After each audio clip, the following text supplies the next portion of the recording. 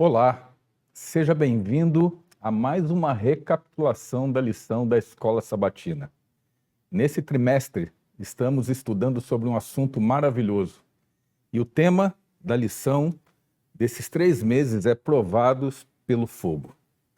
E que hoje você possa compreender algo mais significante que envolve a mansidão no crisol. Pastor Márcio, tudo bem? Bem, graças a Deus. Vamos começar com uma oração? Sempre bom. Curve sua fronte, vamos falar com Deus? Senhor nosso Deus, muito obrigado por tudo que o Senhor fez, faz e fará por nós. Obrigado pelas lutas, pelas vitórias, pelas dificuldades. Sabemos, Senhor, que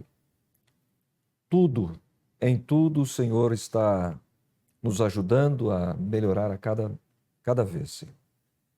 Abençoa-nos nesse estudo que faremos, que o Teu Espírito esteja conosco, aqueles que estão nos assistindo, que a Tua graça seja conosco. Te pedimos em nome de Jesus. Amém.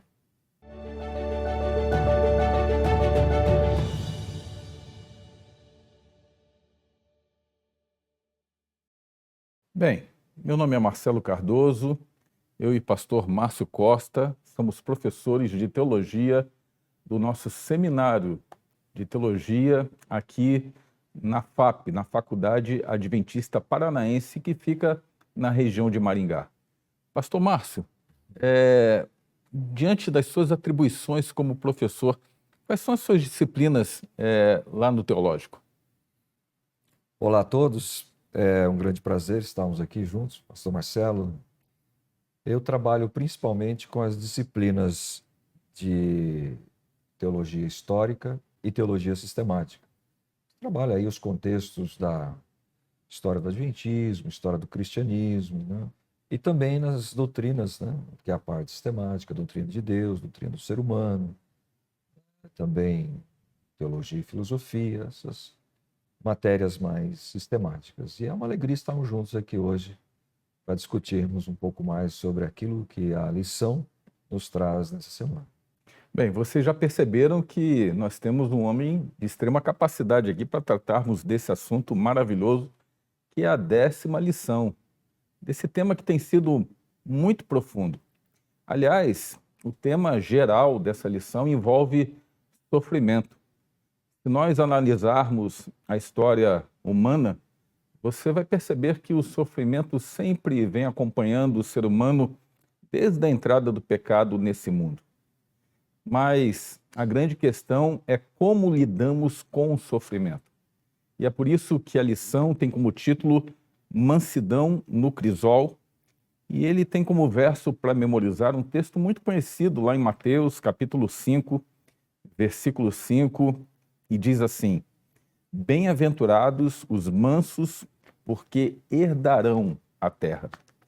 Quando vamos à Bíblia, nós notamos claramente de que a Bíblia está cheia de fatos que relatam homens que desenvolveram a mansidão, serem mansos.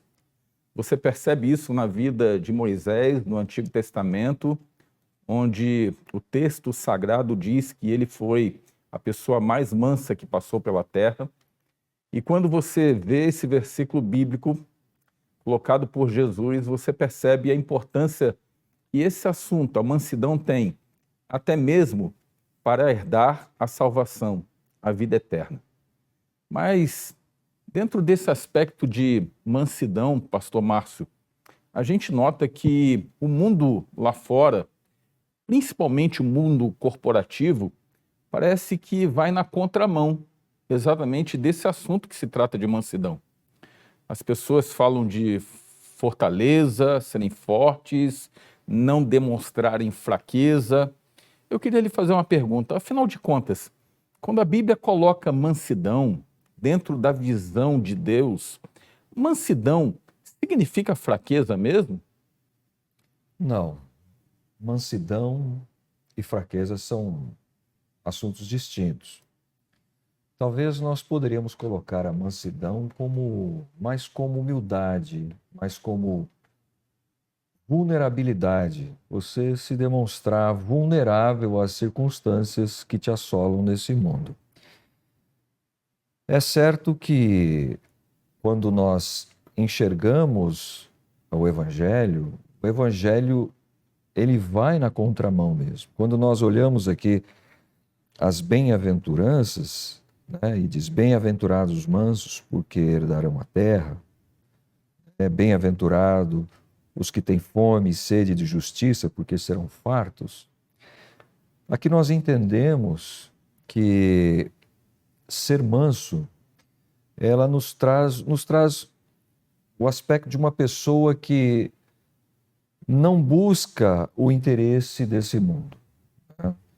Quando nós olhamos no contexto cultural deste século em que nós vivemos, a pessoa, ela torna-se o centro dessa vida.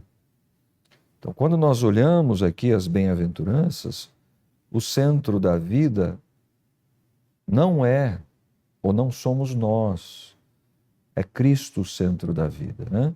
E muitas vezes Cristo nos convida a colocar o outro no centro, o que é contracultural, porque na cultura, né, algumas culturas geralmente são individualistas, ela aponta para si, né?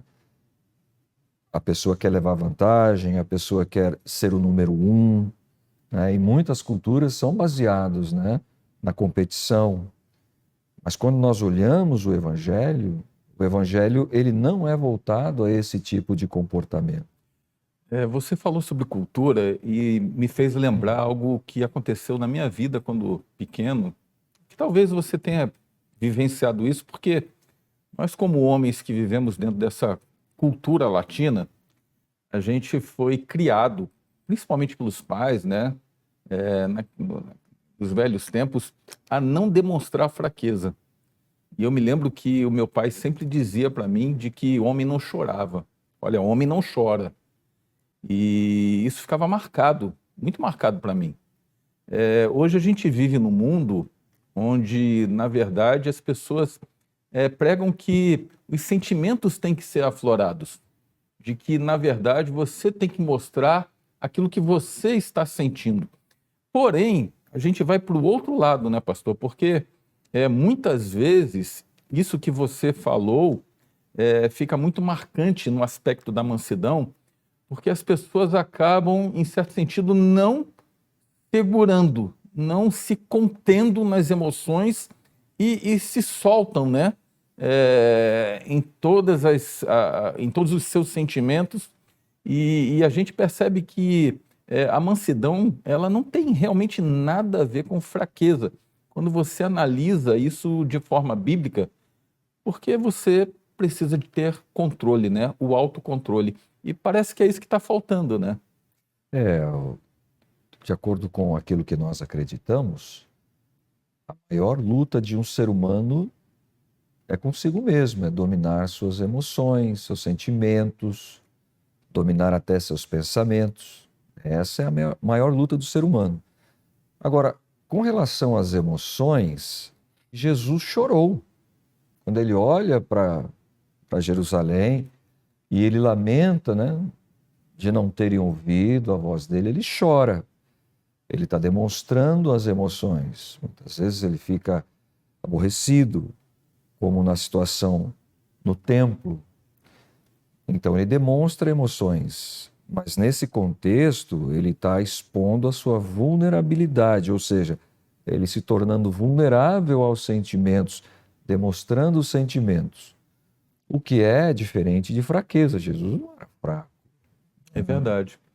Bem, você que está nos acompanhando aí já percebeu que esse assunto é muito interessante, né?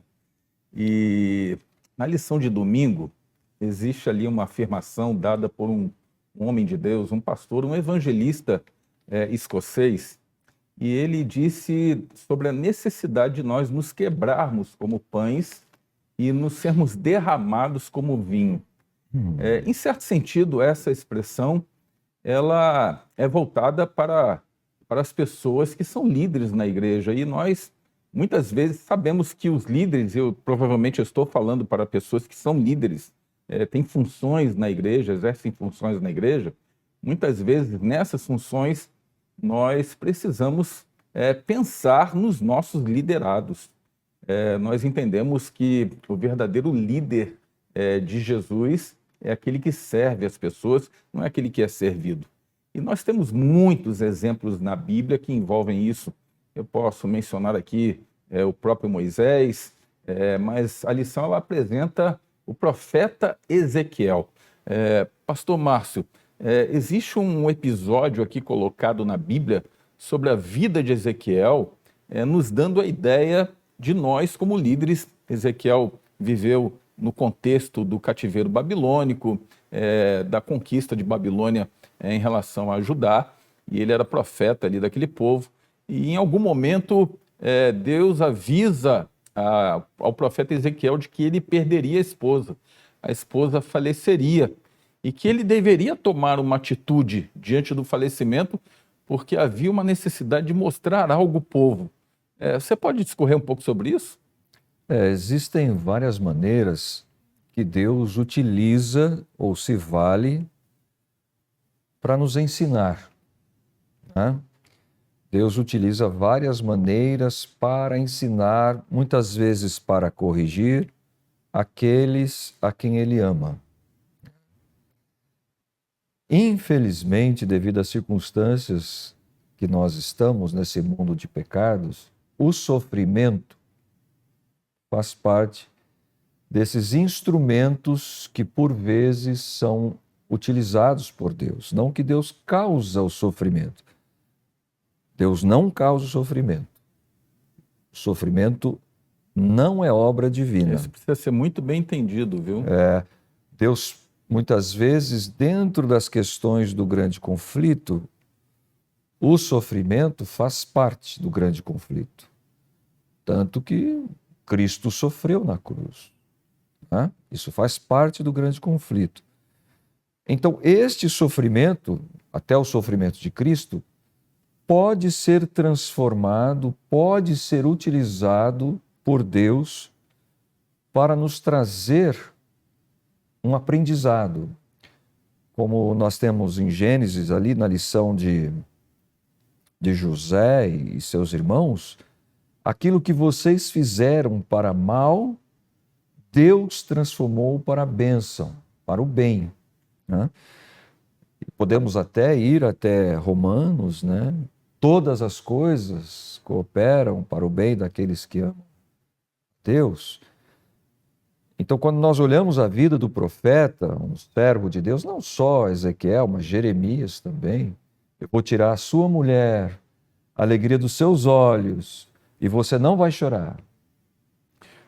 Deve ter sido duro para ele, né? Deve ser muito, muito duro, mas aí também tem uma lição, infelizmente. São mecanismos que o ser humano aprende, né? Como também quando você possuía ali o sacrifício do santuário, onde a pessoa, o pecador, tinha que cortar, degolar o animal, são situações onde a pessoa aprende.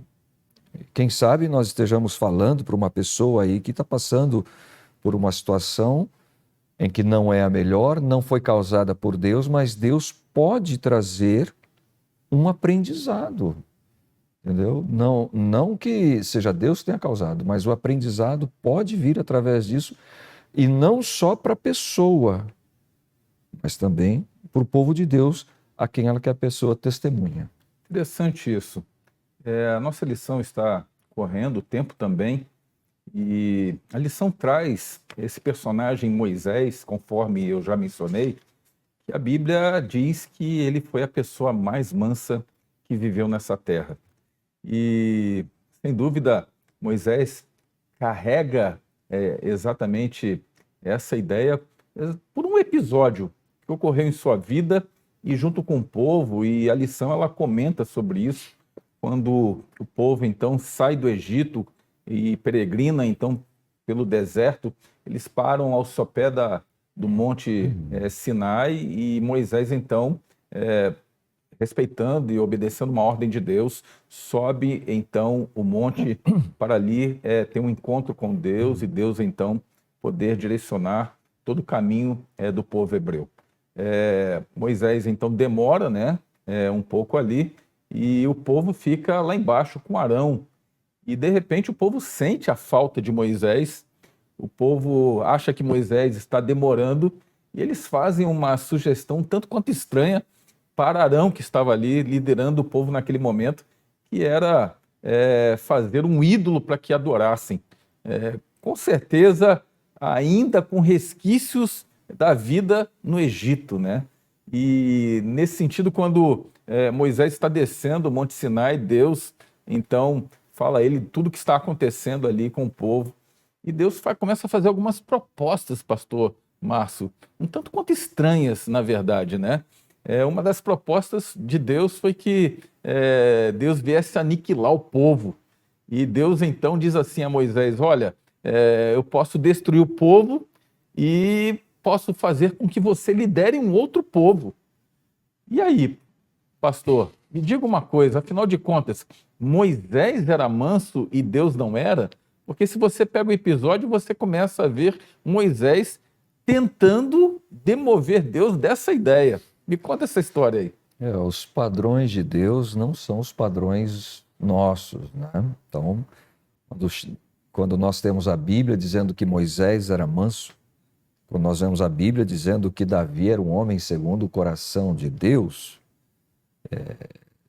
nós entendemos claramente que os padrões de Deus, os pensamentos de Deus, o julgamento de Deus é diferente do nosso. Nessas condições de olhar a Moisés como manso, entendamos da seguinte maneira: ele matou um egípcio. É verdade. Né?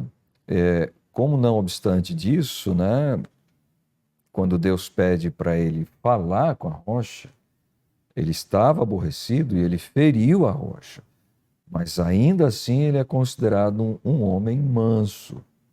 Um livro que nos ajuda muito a entender essas características é o livro Patriarcas e Profetas, onde nós temos que olhar as propostas de Deus dentro do contexto da promessa e da salvação de seu povo, onde Deus, ele faz tudo que ele faz, tudo que ele propõe, é dentro de uma sabedoria, né, ampla, onde ele já sabe o fim desde o começo.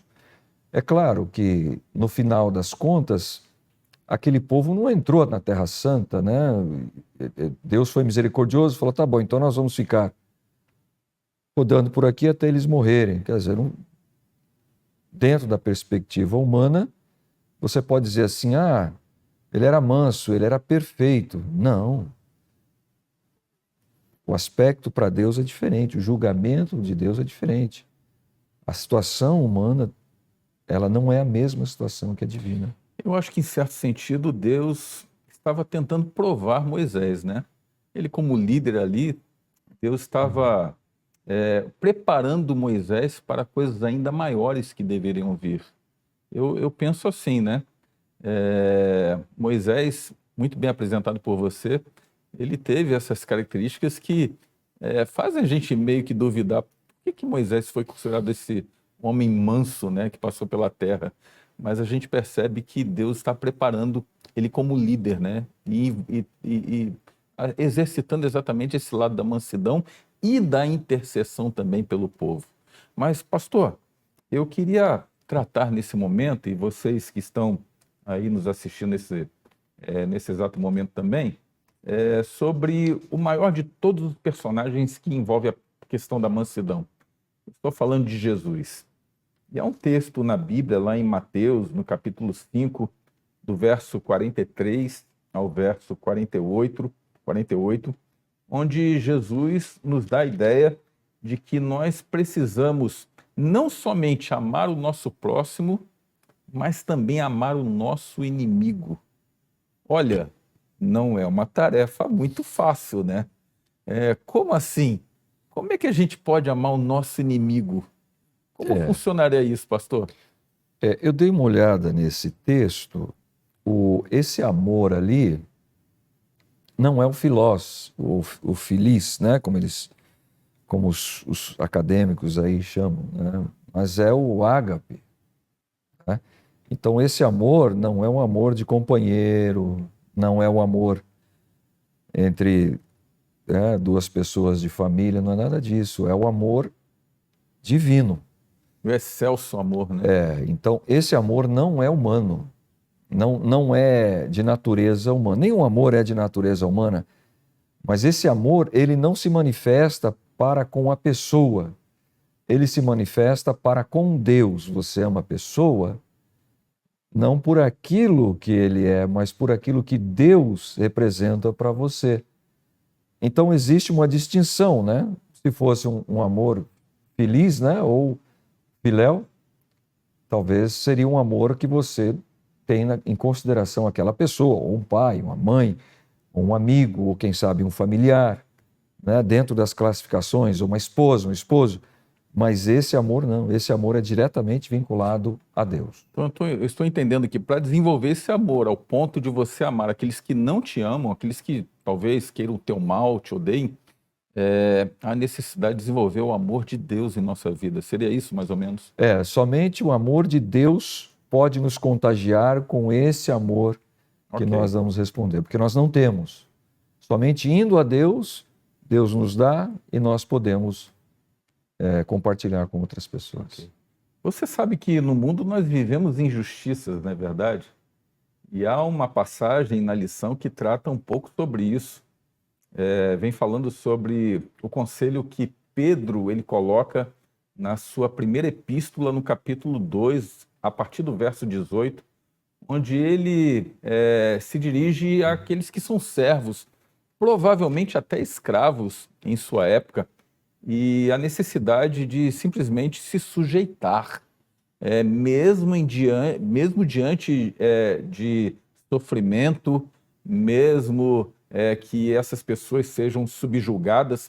Graças a Deus, hoje nós não vivemos dentro desse contexto da escravidão, pastor, mas nós podemos contextualizar, talvez, dentro do ambiente de trabalho, porque a gente sabe que nem sempre o ambiente de trabalho é o mais favorável possível, né? Nós encontramos pessoas que são perseguidas no trabalho, perseguidas pelos seus chefes, perseguidas pelos seus líderes. Afinal de contas, quando Pedro dá esse conselho a essas pessoas da sua época, e a gente então transfere esse conselho para a gente hoje, será que Pedro está dizendo que a mansidão envolve o silêncio e a aceitação completa e restrita de toda injustiça que nos é feita? Será que é isso? Não necessariamente. Algumas injustiças, elas fazem parte do contexto social, do mundo em que nós vivemos. E uma pessoa mansa, ela não protesta para o mundo, ela protesta para Deus. Ela leva as suas apreensões a Deus e ela serve, obviamente, dentro dos limites, aquilo que é requerida dela, sem se rebelar. O grande aspecto aqui que nós temos, não só nessa passagem de Paulo, mas em outras também, né? Como Filemão também, carta a Filemão, é que o servo não deve se rebelar. Mesmo que ele não concorde, se ele não concorda, a atitude dele tem que se demonstrar uma atitude de servo, não uma atitude de rebeldia, porque a atitude de rebeldia não procede de Deus. É claro que, além dos exemplos que você citou, existem muitas outras. Existem perseguições políticas, nós estamos passando por guerras, onde existem perseguições. Talvez as pessoas possam ser perseguidas pela cor da sua pele, talvez pelas suas escolhas pessoais, né? E o que nos vem da palavra de Deus é que nós devemos ser servos. Assim como nós servimos a Deus, se nós estamos na condição de servos, nós seremos sempre servos. E isso também serve para os líderes. porque os líderes também são servos. Só que a responsabilidade dos líderes são muito maiores que as nossas, porque eles possuem uma autoridade que é dada através de Deus.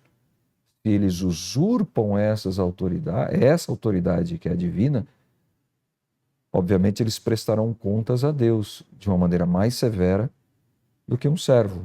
O ponto-chave é: o manso, ele não se rebela, não há rebeldia. Isso não quer dizer que ele não vá se indignar. Sim, claro. Ele pode se indignar, Claro. ele pode se aborrecer, ele pode chorar, mas ele não se rebela. Assim como você tem os apóstolos quando são encarcerados injustamente, eles vão para a cadeia. Eles se sujeitam, né? Eles se sujeitam. É verdade. E eles sabem que eles não deveriam estar lá. Paulo mesmo, né? Qual é a acusação que pesa sobre mim? Pastor, esse assunto está muito interessante. Infelizmente, o nosso tempo está aí passando. Nós temos que encerrar esse tema tão importante e um tema tão próprio para o mundo que vivemos. Eu costumo dizer que, em certo sentido, tudo aquilo que nós vivenciamos como perseguição nesse mundo, e a perseguição ela nos leva exatamente ao exercício da mansidão, é bem dentro do contexto de um grande conflito, né?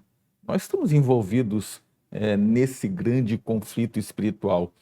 Até onde, pastor, para que a gente possa concluir, até onde é importante nós termos essa ideia clara em mente, de que no fundo, o que está em jogo é essa guerra espiritual, o que está em jogo é a nossa salvação. Como o título da lição, né? Mansidão no crisol. Que não é todo mundo que consegue manter a mansidão, a cabeça fria, no mundo de pecados, no mundo de tentações, no mundo de provações, no mundo de doenças, no mundo onde os filhos algumas vezes se enveredam para as drogas, onde os filhos muitas vezes saem, né, para o mundo. Então, não é fácil para a pessoa se manter em pé. É difícil mesmo. Então, nós temos que ter esse espírito de mansidão para entender que a nossa força vem de Deus e que as lutas são certas, mas que nós tenhamos condições de fazer como Cristo, mesmo nos momentos mais difíceis da sua vida, aqui na Terra. Ok, muito obrigado, pastor. Para você que nos assiste, provavelmente você também vive um contexto de sofrimento. Saiba que Deus continua contigo. Há uma promessa maravilhosa na Bíblia que nos dá a certeza de que Deus ele está ao nosso lado. Cristo, ele também sofreu e sofreu por você. Eu quero convidar você nesse momento para que feche seus olhos e vamos falar com Deus. Senhor, muito obrigado, Pai, por todas as coisas. Muito obrigado porque mesmo diante de um mundo onde nos causa sofrimento, temos a certeza de que não estamos desamparados. Estamos amparados por Ti, Senhor. Muito obrigado por aquilo que Teu Filho, Jesus Cristo, fez por nós. Morreu na cruz do Calvário para nos dar a certeza da vitória e de uma felicidade eterna. Continua conosco, nos abençoando. É o que eu te peço por Jesus. Amém. Amém.